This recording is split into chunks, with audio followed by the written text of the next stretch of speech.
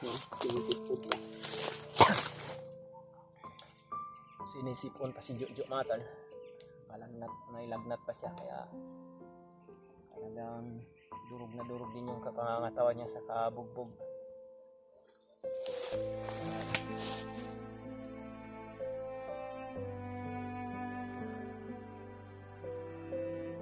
Mainit pa talaga yung buti talaga dad na layo na tayo dun sa kwan.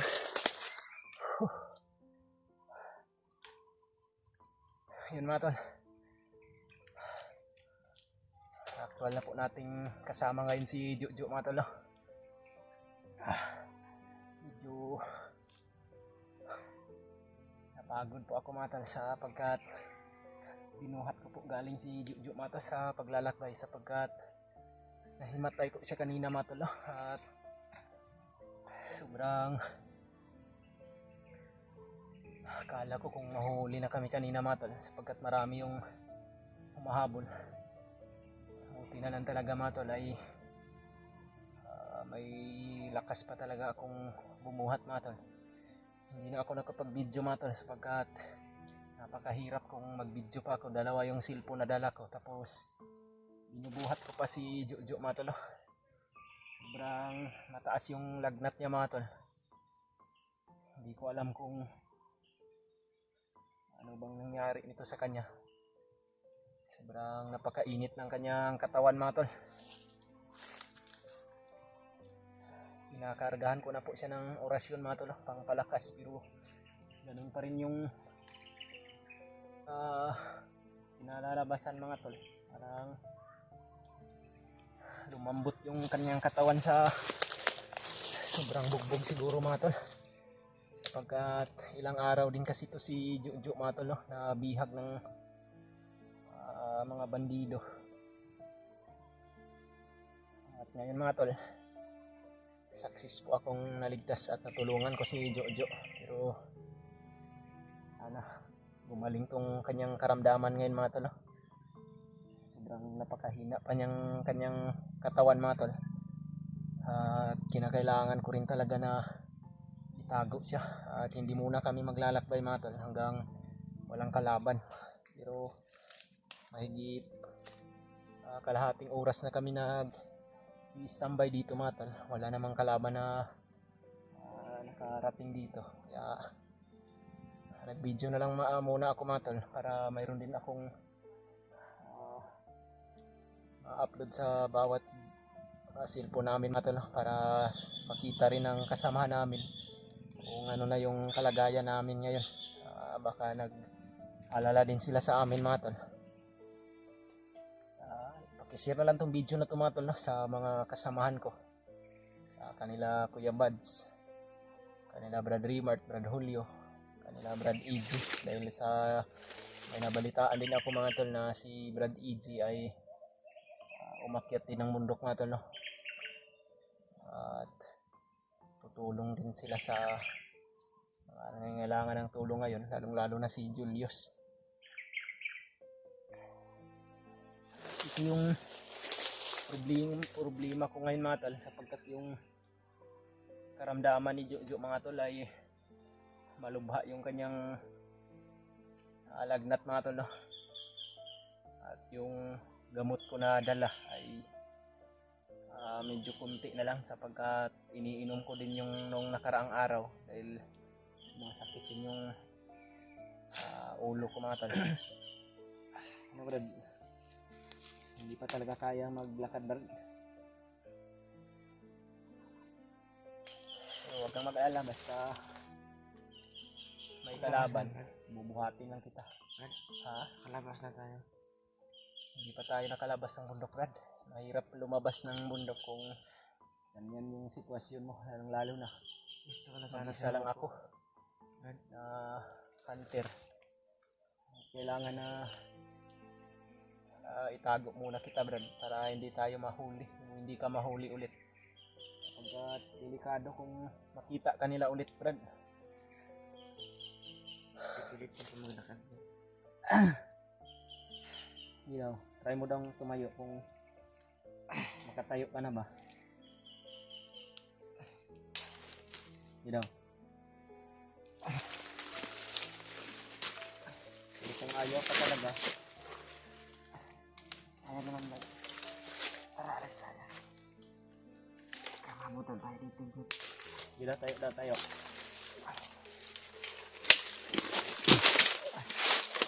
Di, balik ka muna doon. Balik.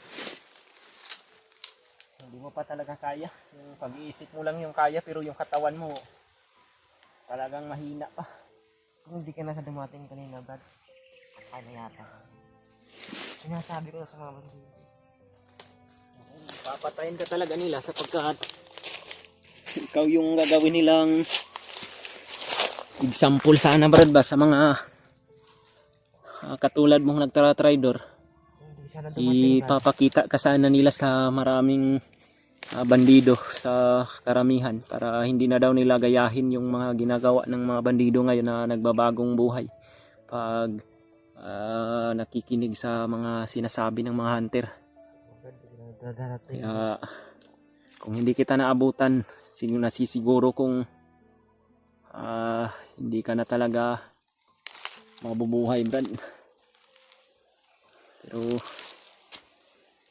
yun naman talaga yung mission namin dito, Brad, na tulungan yung mga nangangailangan ng tulong, lalong lalo na ikaw na isang bandido na magbagong buhay. Kaya kahit anong mangyari, gagawin ko yung makakaya ko para matulungan kita. Pero yung plano niya, mga tol, babalik daw kami doon sa area kung saan si Julius, dahil hindi daw siya bababa ng bundok ng hindi namin kasama si Julius. Gusto ko sana siyang ibaba, mga tol, pero hindi siya papayag sapagkat hindi raman daw niya kayang iwanan daw si Julius na nangangailangan pa yun ng tulong. Sabi ko nga sa kanya, mga tol, na hindi tayo muna pwedeng lalakbay ngayon sapagkat yung pangangatawan niya ay mahina pa. Pero kung medyo lalakas na siya, mga tol, ay babalik kami doon kung saan si Julius ngayon. Alam ko naman na yung mga kasamahan ko patuloy din yun sila sa paghahanap kay Julius. Kaya wag kang mag-alala masyado, Brad, dahil hindi lang ako nag-iisa, hindi lang tayo dalawa ang tutulong kay Julius. Marami kami, mga hunter. At masaya siguro sila ngayon na nakita nila yung video natin kung may upload ko ito, na natulungan kita at nailigtas kita. Dahil yung focus natin ngayon ay si Julius na lang. At sana naman, mga tol, yung mga kasamahan ko rin ay hindi rin sila mabihag, mga tol, no?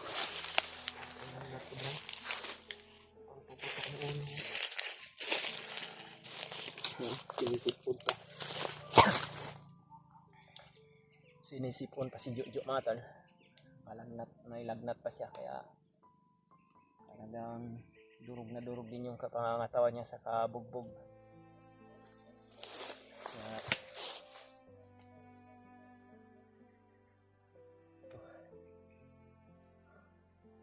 mainit pa talaga yung alisngaw ng kanyang noo, mga tol. Buga na enerhiya sa kanyang katawan. Parang mainit pa talaga, kaya mas minabuti ko munang magpahinga, mga tol. Si Jojo naman ay napaka-agresibo ng kanyang isipan, mga tol, na kakayanin niya na daw maglakbay. Pero kung papatayuin ko siya, mga tol, ay biglang manghihina yung kanyang tuhod. Kaya sabi ko sa kanya na ako na lang yung magdesisyon kung kakayanin mo na talaga o hindi pa, sapagkat delikado naman din, mga tol, kung mahina yung katawan niya tapos pipilitin namin. Magpapasalamat nga kami ngayon sapagkat yung mga bandido ay hindi nakarating sa area na ito. So, malayo na to, mga tol, no? Doon sa area kung saan ko siya naligtas o saan ko siya natulungan. Medyo malayo na yung nilakbay namin, mga tol. Kaya kung may mga bandido man na mga agresibo ngayon, siguro andun sila malapit sa area kung saan ko natulungan si Jojo, mga tol.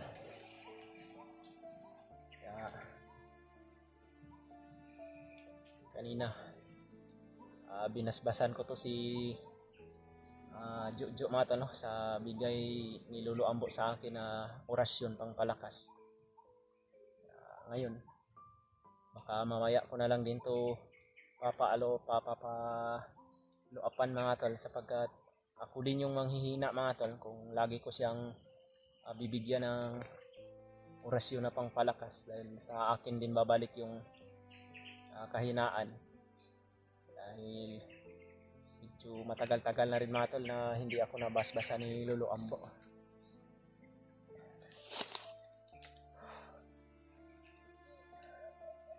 Maraming pasa yung kanyang katawan mga tol. Hindi ko lang pwedeng ipakita sa camera sapagkat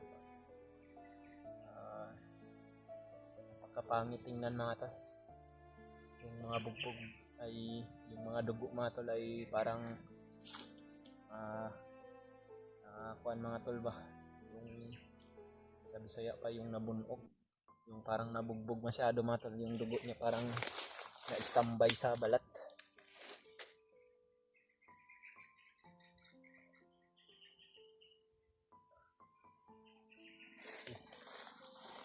Ay.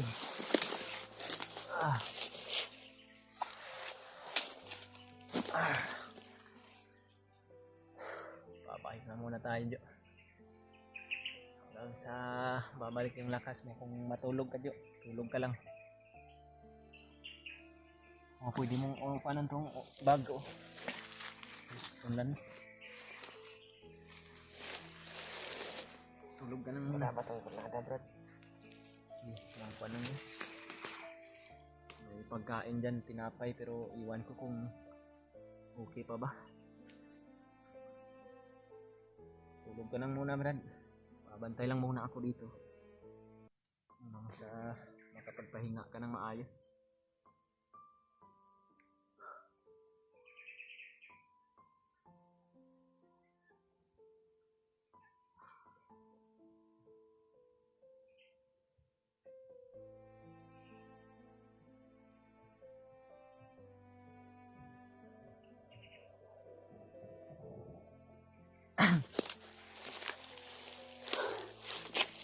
Tingnan ko muna yung mga paligid mga to. Baka may mga kalaban sa paligid.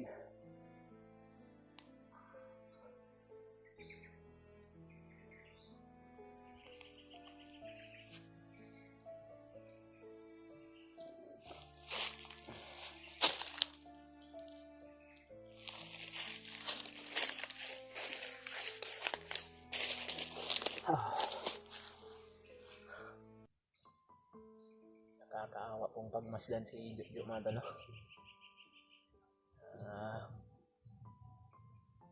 Parang mahina talaga yung katawan niya at bugbog sarado yung natamo niya. So, mas okay na tong ganito mga tol. Kasama ko na siya ngayon. Dahil hindi ko na to siya pababayaan mga tol. Sana po ay makakita rin ako ng iba kong kasamahan dito ng mga hunter para matulungan nila ako kung ano man dapat gawin. Pero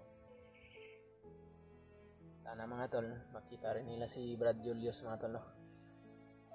Para makababa na kami ng bundok at makapagpahinga na kami mga tol.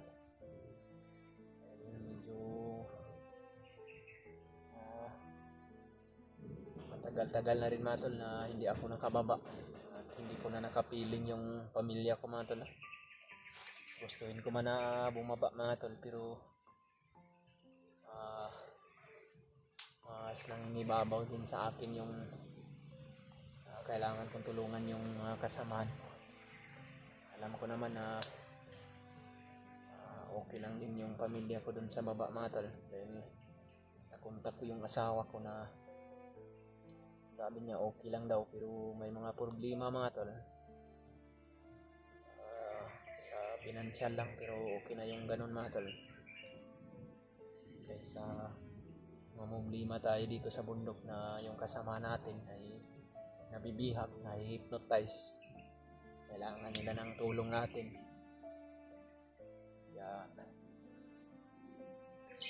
ano man Kung yung kaya natin gawin mga tol ay ginagawa talaga namin mga hunter mga tol. Kami nila Kuya Buds, Brad Raymond, Brad Julio, at si Brad EJ.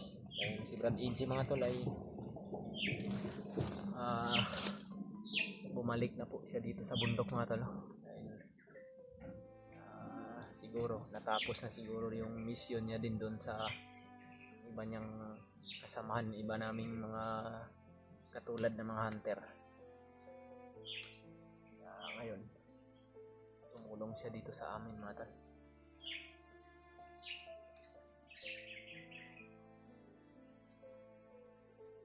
Pababayaan ko na lang muna to si Jojo mga tol hanggang bumalik yung lakas niya. Kailangan din niya ng lakas para makapaglakad kami ng maayos at diretso yun kung saan yung plano naming puntahan.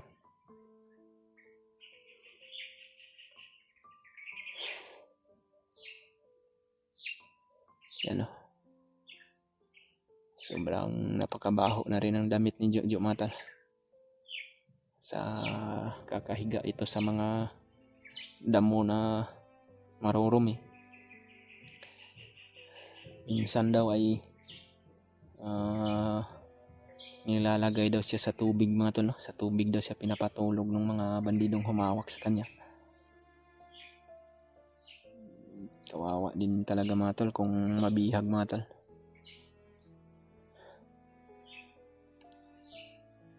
Maraming salamat na lang po sa mga dasal niyo sa amin mga tol.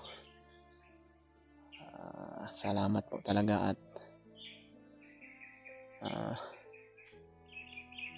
ngayon kasama ko na at naligtas ko na si Jojo.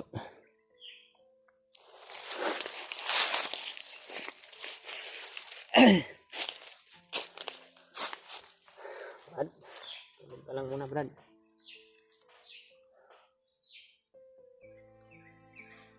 Mga tol, ulit ko po mga tol, maraming salamat po sa inyong lahat mga tol. Hanggang dito na lang siguro muna yung video ko mga tol. Dahil hanap pa ako ng makakain dito sa paligid mga tol para may maibigay ako kay Jojo kung sakaling gigising na siya mga tol. May mga